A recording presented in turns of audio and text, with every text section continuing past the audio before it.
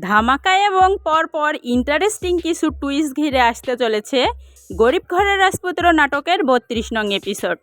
এই ৩২ নং এপিসোডে যেন আবারও মান অভিমানের পালা শুরু হবে মেঘলা এবং অনিকের মধ্যে। রীতিমতো অনেক কষ্টের পর মান অভিমান শেষে এবার যেন এক হতে চলেছিল মেঘলা এবং অনিক, কিন্তু এই এক হওয়া যেন আর বেশি দিন টিকল না। পূর্বাচালের জমিকে ঘিরে অর্থাৎ নিলামে ওঠা এই জমিকে ঘিরে এবার যেন আবারও সংঘর্ষ এবং মান অভিমান তৈরি হতে চলেছে মেঘলা এবং অনিকের মধ্যে। কারণ পূর্বাচলের যে জমিটি নিলামে উঠতে চলেছে সে জমিটি 100 বছরের পুরনো একটি জমি, যার স্বপ্ন ছিল মেঘলার বাবার অর্থাৎ শালিমা গ্রুপের শামীম চৌধুরীর। অপরদিকে অনিক, তাকেও তার শ্বশুর প্রতিশ্রুতি দিয়েছে যাতে মেঘলার থেকে সে এই 100 কোটির টাকার পুরনো জমি যাতে নিতে পারে নিলাম থেকে কিনে।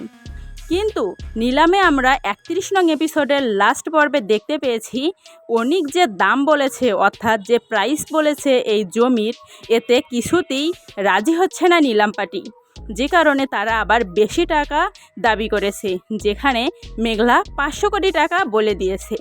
রীতিমতো যেন অনিক অবাক দৃষ্টিতে তাকিয়েছে মেঘলার দিকে। কিন্তু শেষ পর্যন্ত আমরা এটা দেখতে পাবো এই জমির আসল মালিক হতে চলেছে মেঘলা, অর্থাৎ রীতিমতো মেঘলাই প্রচুর হারে টাকা দিয়ে কিনতে চলেছে নিলাম থেকে এই পূর্বাচালের জমিটি।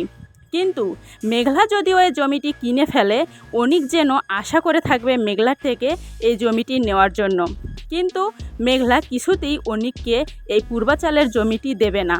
যদিও মেঘলার কোম্পানির অর্থাৎ শালিমা বিল্ডার্সের সমস্ত কাজের দায়িত্ব মেঘলা অনিককে দিয়ে দিয়েছে, কিন্তু তবুও যেন এই জমিটি মেঘলা নিজের করেই রাখতে চাইবে, কারণ তার বাবার শেষ ইচ্ছা ছিল এই জমিটিকে ঘিরে।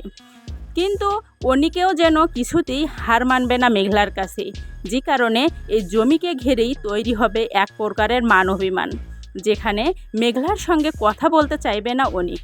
তো বন্ধুরা, এমন ইন্টারেস্টিং টুইস্ট কি আপনারা দেখতে চান এই গরিব ঘরের রাজপুত্র নাটকের 32 নং এপিসোডে?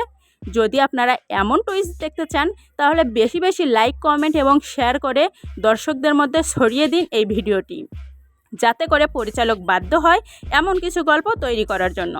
তো পরপর দুইটি চমক আসতে চলেছে এই গরিব ঘরের রাজপুত্র নাটকের 32 নং এপিসোড ঘিরে। একদিকে মেঘলা চাইবে তার বাবার শেষ ইচ্ছা পূরণ করতে, অপরদিকে আবার অনিক চাইবে তার শ্বশুরের ইচ্ছা পূরণ করতে। তো এখন দেখা যাক কি ঘটে এই নিলামকে ঘিরে। আদৌ কি মেঘলা তার কাছে রাখতে পারবে এই জমি, নাকি অনিককে দিয়ে দিবে?